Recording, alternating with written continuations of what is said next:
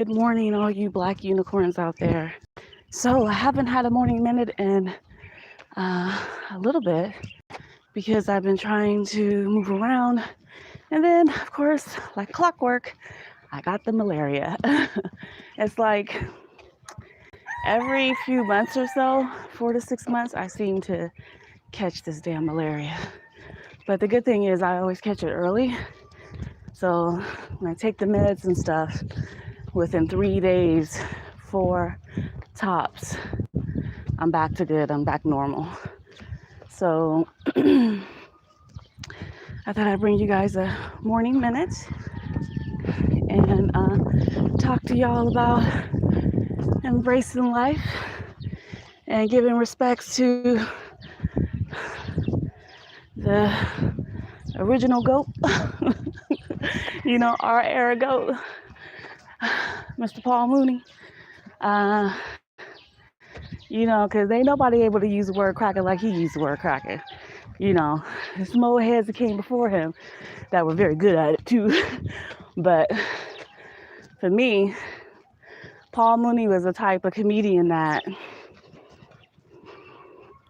it was like he wasn't trying to be funny, but you wind up laughing anyway because he always be looking so damn serious when he be saying his jokes, right? And half the time I be like, is he joking or is he serious? I don't know, but that shit funny, right? So it's sad when folks pass. It's especially sad when people pass that have impacted our culture and who we are as a people.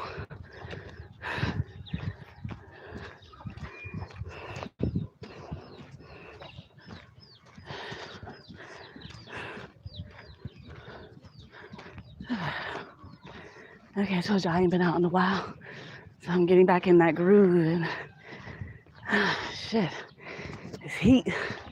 It's early as hell in the morning. This heat is already hitting me. But yeah, so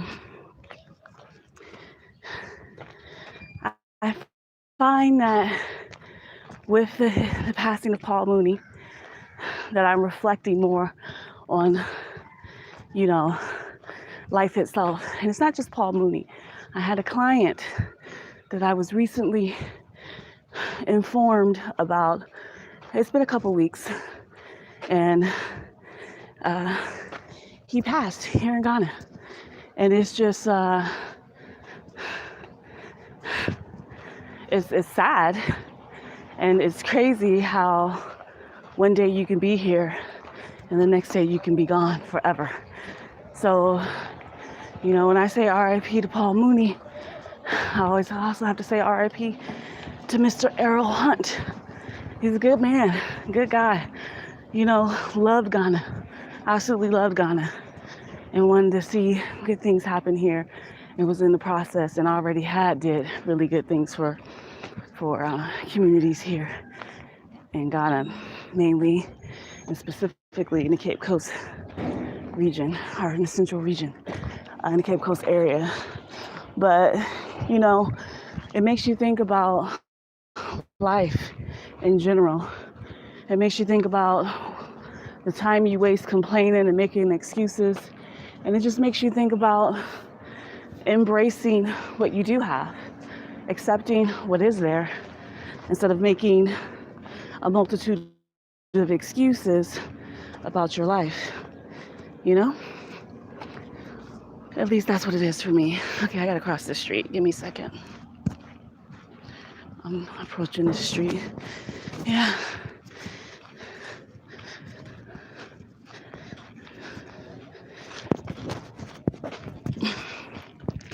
There's so many rocks in the road, y'all. Like jagged rocks. Like if you fall, you might bust your skull wide open. Kind of rocks in this road. They ink out a road in a mountain, but you don't pave it, you don't smooth it, you just keep it rocky. And there's a damn dog in the middle. Just sleep. That dog about to die. Somebody gonna run that dog over. But anyway, for those of you in the back who's just joining, For those of you on your way to work, just waking up, whew, that sweat's coming. On your way to work, just waking up. All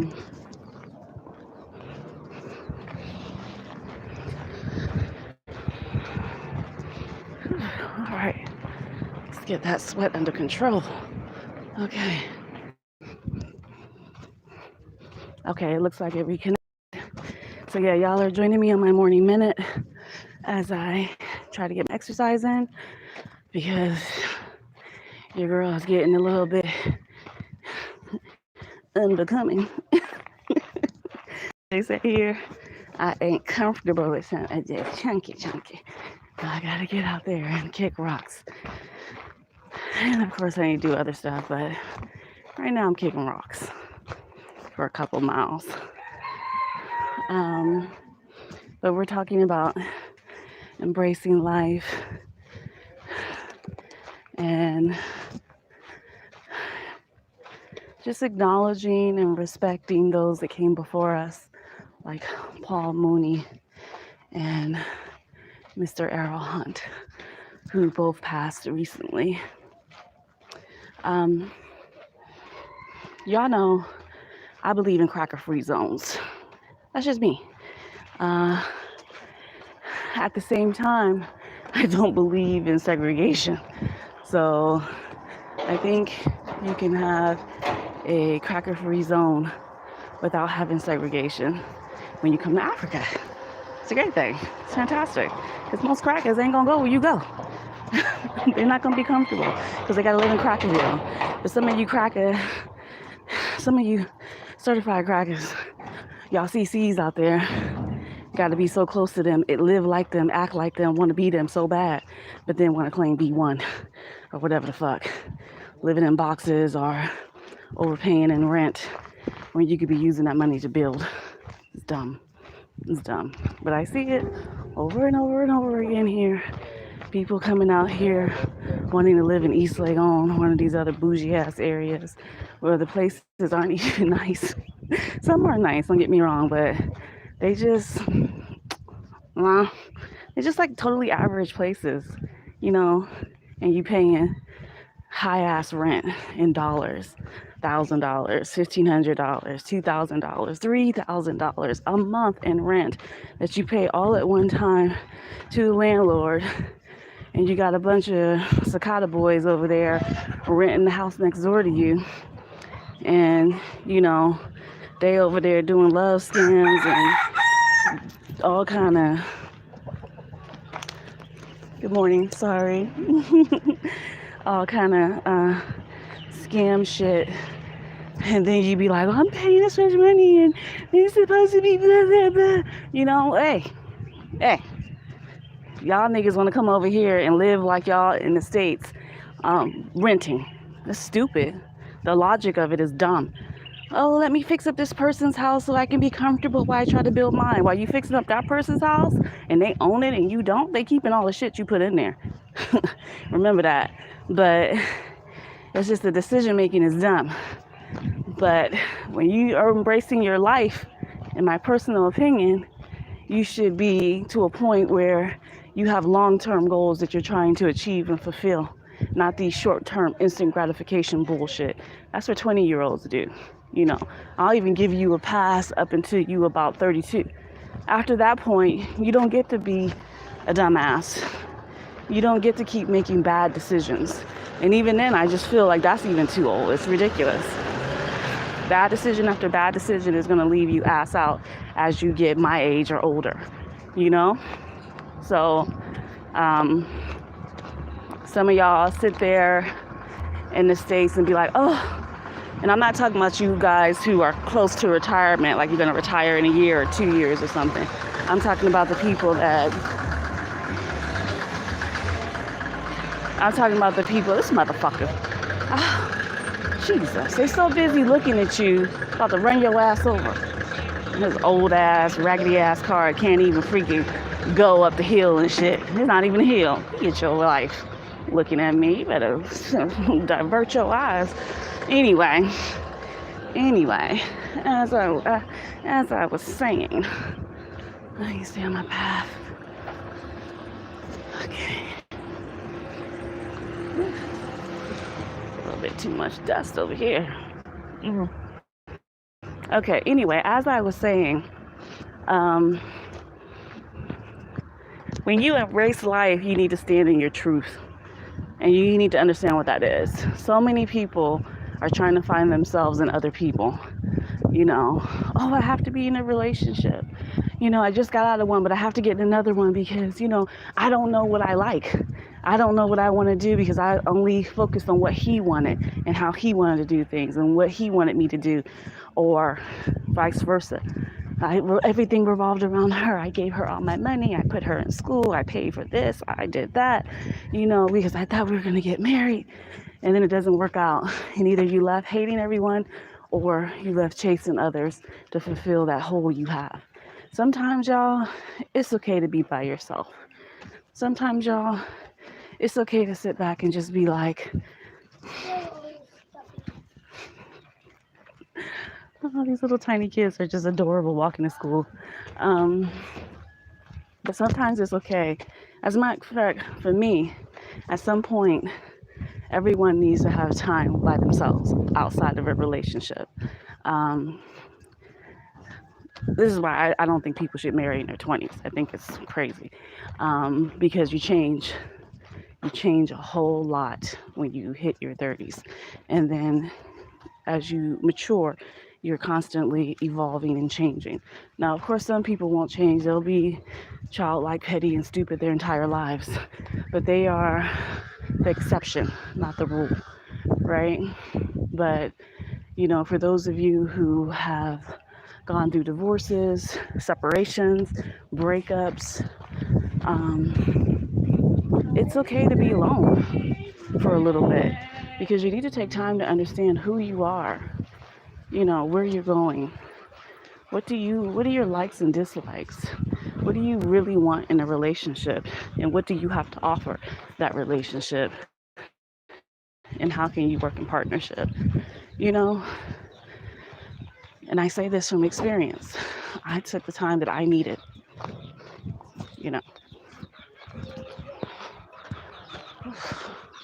I had stepped back when I needed to step back.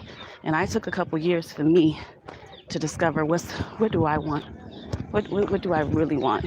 Because I spent, and I'm just using myself as an example because, I talk about real life stuff. I don't talk about plantains and rainbows.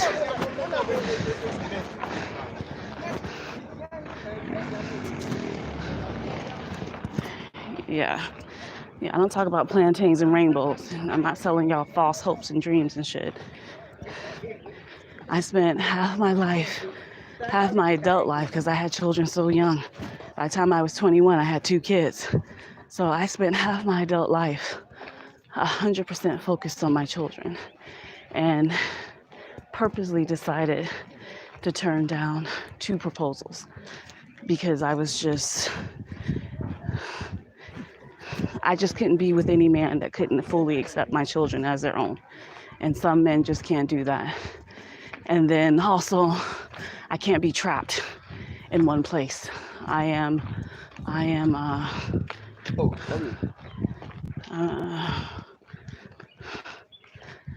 essentially a nomad in a sense. I like to move. I like to chase opportunity. I like to meet new people. I like to have new experiences. I like to have friends that are on different levels. Like, it's important to me to have different circles of friends. Like, you can't evolve and grow and be the next level if you don't know no one at that level. So, over time, I developed friendships with very, very rich people that you wouldn't even know were because of how they carry themselves. But you learn so much from that. And then I still got, hood friends and crazy people and cool folk. A lot of people I cut off though, because I don't deal with a lot of bullshit from people. So my app is telling me about how far I'm walking. Definitely slower today, but I haven't been out in over a week. So anyway, my point is, as you embrace life, you should be able to be you should be very clear on where you want to go with your life, and your partner should complement that completely. And you know, some of y'all like to chase money. Many of y'all like to chase money in status. And the funny thing is, a lot of people who have status don't have any real money. They have a lot of little fancy objects that you can see, but they have no real assets. You have no real assets. You have no real money. Seriously. You don't have land. You don't have stocks. You don't have solid investments that can grow and appreciate over time. You don't have wealth. You have a facade. And so many of you broads fall for that shit. And it's just like, you can be any age. You can be 19, you can be 27, you could be 35, hell, you could be 40, and still falling for the okie doke. Like you're not able to make your own money. You know, give me a poor man with a vision and the ability to execute before I take a so-called rich man that's buried in debt and doesn't have the ability to stand on his own. Fuck that. You know, I'm not saying that all cats with money are weak and don't have the ability to hold on to their money. That's not what I'm saying. Many do. But way too many make bad decisions and perpetrate a fraud. And understanding that and seeing through that is important. That's all a part of embracing life. Life is short, guys. We can drop dead at any moment in time. Any moment. You can get hit with severe illness. You can get a diagnosis one day that's out the blue and you're perfectly healthy, and all of a sudden you have cancer.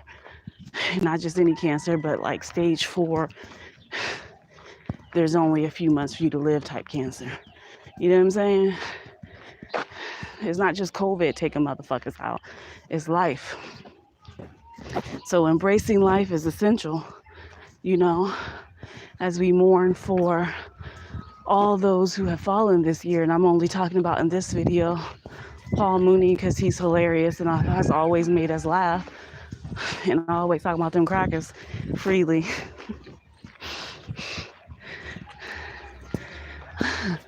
Always freely talking about them crackers and the irritation he had with them foods. You know, wait a second now, wait a second. Hold on, gotta get this heel. Okay. Whew.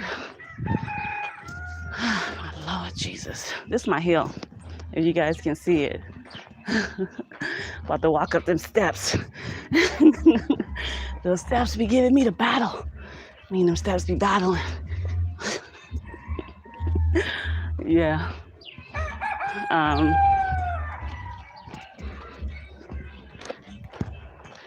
right, let me make this shit. Okay, y'all. So, trying not to stop, but these steps are serious business. As y'all can see me climbing these suckers.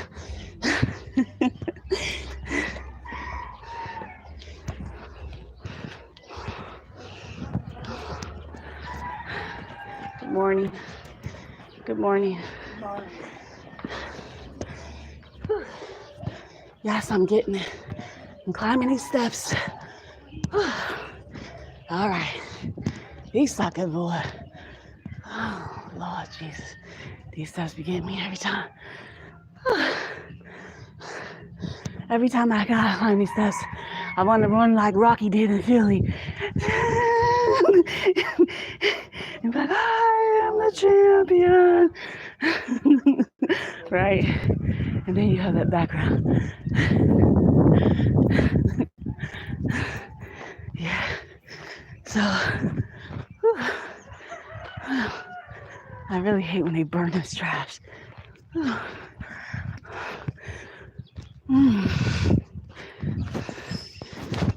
Okay, guys, give me a second. Y'all already know.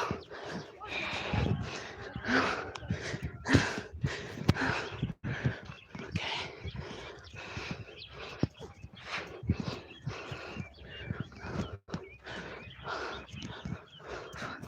Now you're seeing what I see as I take my walk. Can't let you see too much. I have stalkers. You know, them niggas come out of nowhere. So, I'm gonna have to change my route pretty soon, but that's all right. Yeah, another hill. Okay. So, today's Morning Minute, for those of you who just joined, is all about embracing life, giving respect to those who came before us, and understanding that life is short, even though it seems so long, especially when you're young. It's extremely short, so make the best of it. Don't live in regret and always talk about woulda, coulda, shoulda. I tell y'all what, woulda, coulda, shoulda is not how I live my life at all. I do. I don't just talk about it. I be about it. I do it. Sometimes I do it without saying anything until after I have already paid for shit.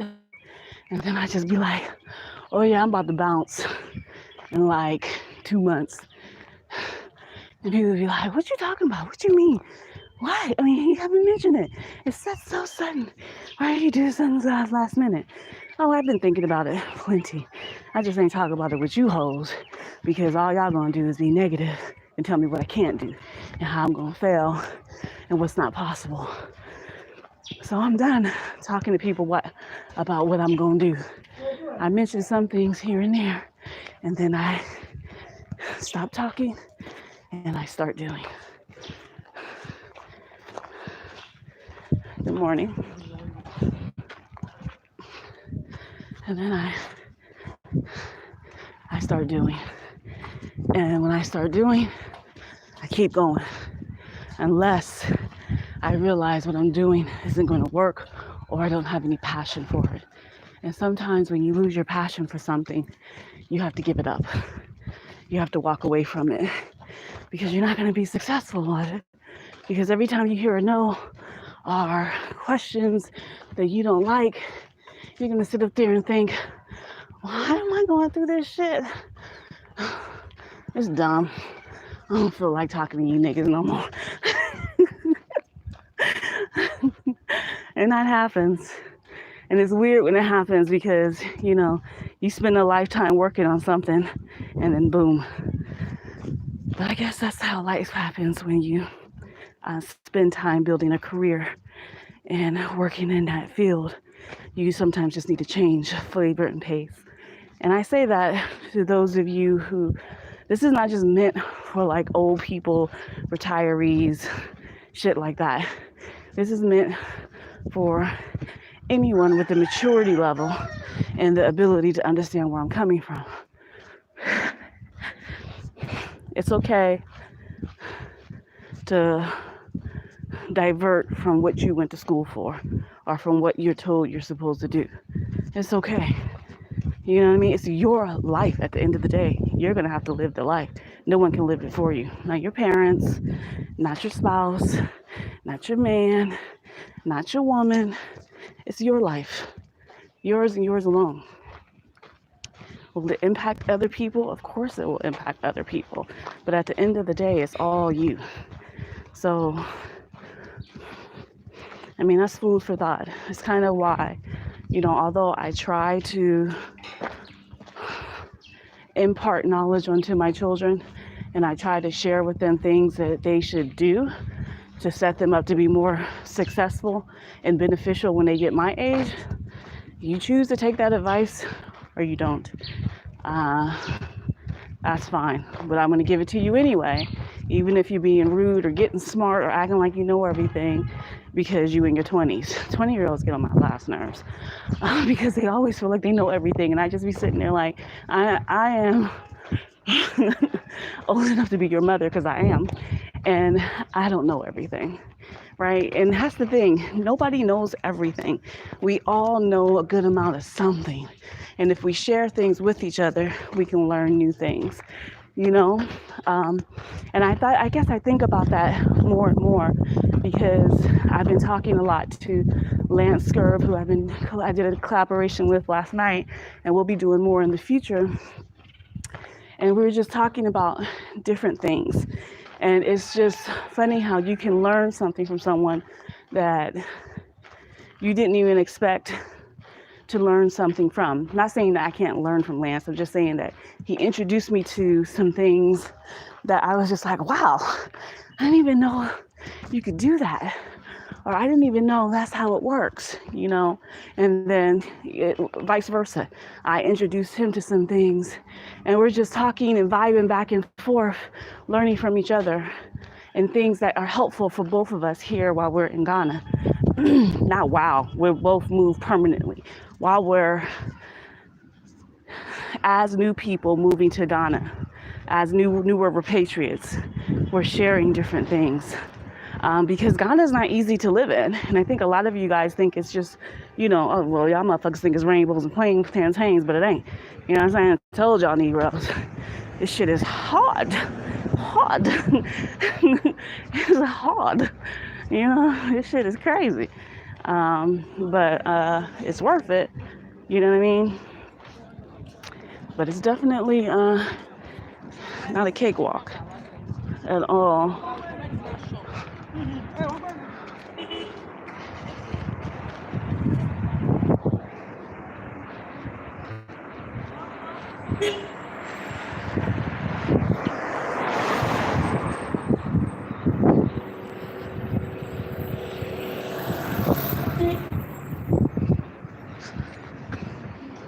Okay, gotta cross that street.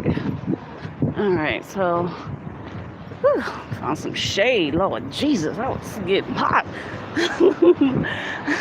Guys, if you're a part of this morning minute, welcome. I don't know why you're on here. You should be at work or sleeping because it's super late over there where y'all at. And the rest of y'all watching me, y'all know it's time for y'all to be up working. But if you're watching me, you know, welcome. Thank you for joining me. Aquaba, thank you.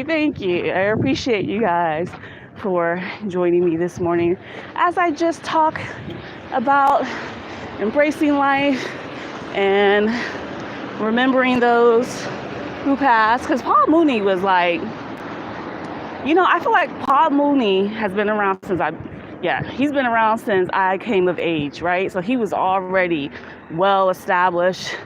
You know, as a kid, he's one of those comedians that you weren't allowed to listen to, but I damn sure listened to him. Shit, I was listening to him, Eddie Murphy, Richard Pryor.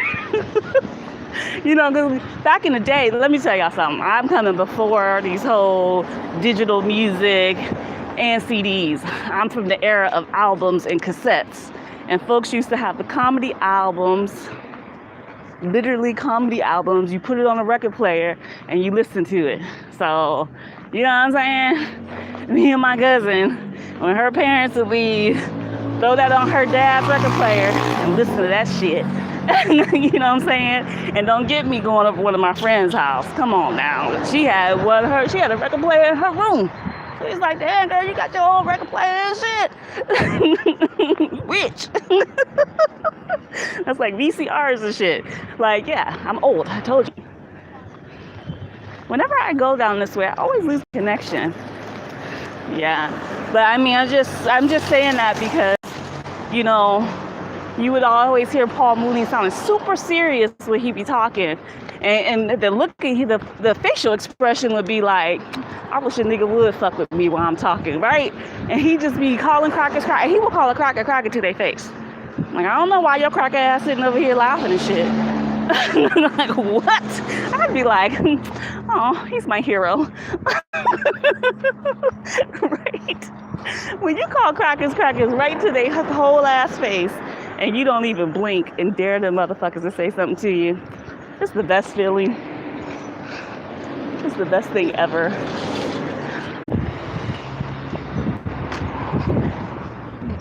Yeah.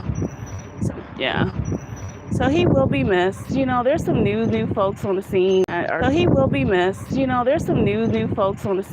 are good and that are funny. But, you know, Paul Mooney, quite frankly, was really underrated. And I think it was just simply because he didn't kowtow, tap dance to them crackers doing what they wanted him to do, like Kevin Hart or any of these other fools, you know, which limited him to the masses. However, black folk knew who he was and supported him. And there's, of course, there's some white people who gonna jump on that train and think it's funny and try to relate and shit and, give some support, I guess. But, really, it was just black people. And, I feel like that's the case with me and you too. Like, y'all niggas will jump on the train of all these punk motherfuckers saying anything about Ghana, and they subscriberships are out the roof, and mine hover still under, like 8,000. And I'm just like, I'm keep going. I'm not changing who I am for you guys. So I'm gonna keep moving it forward and keep doing what I need to do, because when I'm saying something to you, when I'm talking about it, and you're hearing it, and you're getting it, and then you get here and you realize, damn, she was right. You know what I'm saying? You're welcome, bitch. I did that for you. I'm gonna say it loud for those in the back. You're welcome. I did that for you. I'm helping your black ass out because I wanted someone to help me out when I was doing my journey to Ghana, and there was like nothing on TV but plantain and rainbow shit. And I was just like on TV, on YouTube, and there was just so few information about Accra. Like I had no idea Accra is as big as it is. This is essentially a mega city to me, as so many people here, so spread out, sprawling, and people living on top of each other, houses. There's a lot of like single family homes, a lot of apartments, multi-story buildings, all this shit. I had no idea Accra was as big as it is, a bustling, full-fledged city, because there's just not enough information out there. Now, though, it's after the year of return, after all this new investment that's coming in, including the Ghana partnering with the European Union to bring a development bank to Ghana, the first one in Africa. Yeah.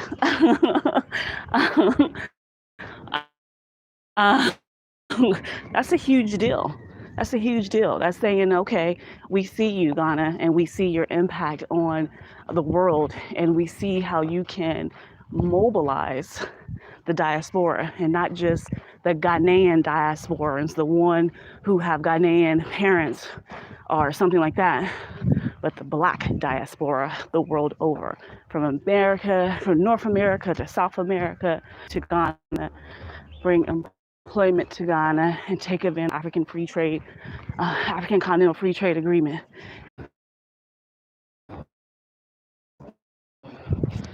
God, keeps dropping. It keeps dropping. I think I might be in a dead zone or something. It picks back up and I can continue talking. But all I was saying is that if you don't jump on the opportunity now to become an entrepreneur and have a business in Africa, you're gonna miss out on the last frontier. You're gonna 100% miss out, and then you're gonna be crying about it. Show us the possibilities of what can be, what can be versus what is. So if you don't get out there and start, trying and start doing and start living, you'll be watching my videos a year from now, 2 years from now, regretting that you didn't get in before the regulations started being enforced, before regulatory bodies actually came. So there's something important about getting into markets while the market is still young and fresh. And the important thing about that is you get grandfathered into new regulations, new requirements. You're almost automatically grandfathered into that because you've already been established, working, doing the things you're supposed to do, paying taxes, stuff like that. So most of you, if not all of you, are coming from places, I'm talking about non-Africans, you're coming, when I say non-Africans on the continent, that's what I mean, because Africans on the continent have been born and raised here, you're used to these processes. But those who have been raised in the West are used to a massive amount of rules, a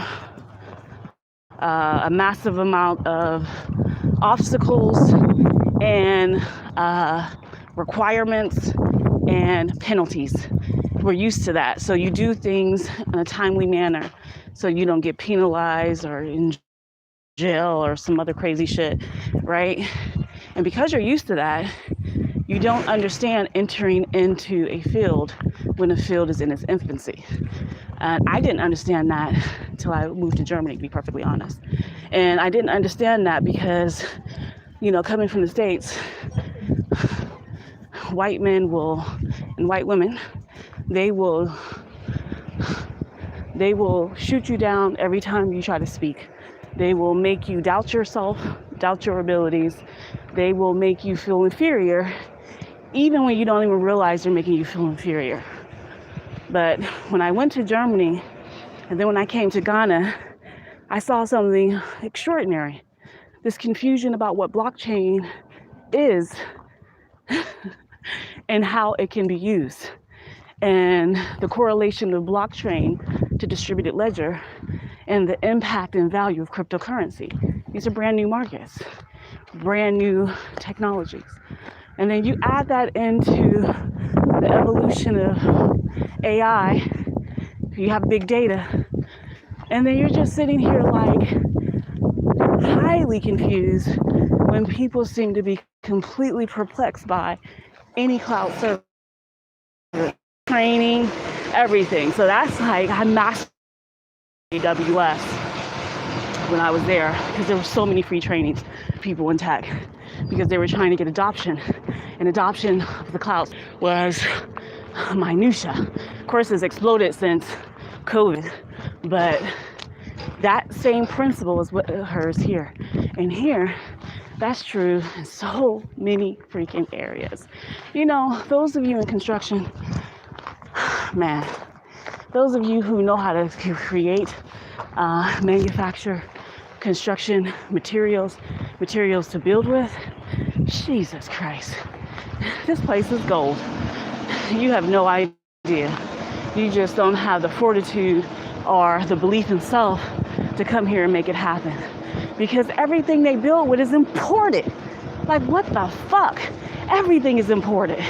It's insane. You know, and I'm just like, why would you import granite when granite is all around here? You know, there's a couple cats though. I think they're brothers. I can't remember their brothers or friends, but they came back and different things because granite, you know, it's extremely strong. So that's taking advantage of opportunity when it's not regulated. There ain't shit regulated here. I'm sorry. It's not regulated and enforced. Let me just put it that way. Yes, there's regulations, but there's no enforcement. So regulation means nothing without enforcement or penalties. So I'm not saying for you to come here and run amok and go wild and batshit crazy. No, what I'm saying is that you come here and you take the knowledge you already have and apply it to what's relevant in Africa, therefore putting it in an African context. And so this is what we do in BlackUnicorn Business Blueprint. The founders in there are taking their businesses to the next level so that it can work here in Africa and .org. And you go to doing business in Ghana, BlackUnicorn Business Blueprint, fill out the application, and then, you know, move on from there. And yes, the application is free. There's no cost for the application. But I just wanted to share that with you guys because, you know, y'all ask me about business, people ask me about things, but I am an entrepreneur. I am not a charity. So things that need to be monetized, I monetize it so that I can make a living for myself as well as imparting knowledge upon you. You know what I'm saying? You know what I'm saying? Yeah, I hope you know what I'm saying. But this has been a long minute. I hope that you guys are out there embracing life And there's something about this sun, though, that helps you embrace life even more. There's something about this sun here in Africa that make people go batshit crazy, too, and give all their money to fools. I don't even know what the fuck that's about.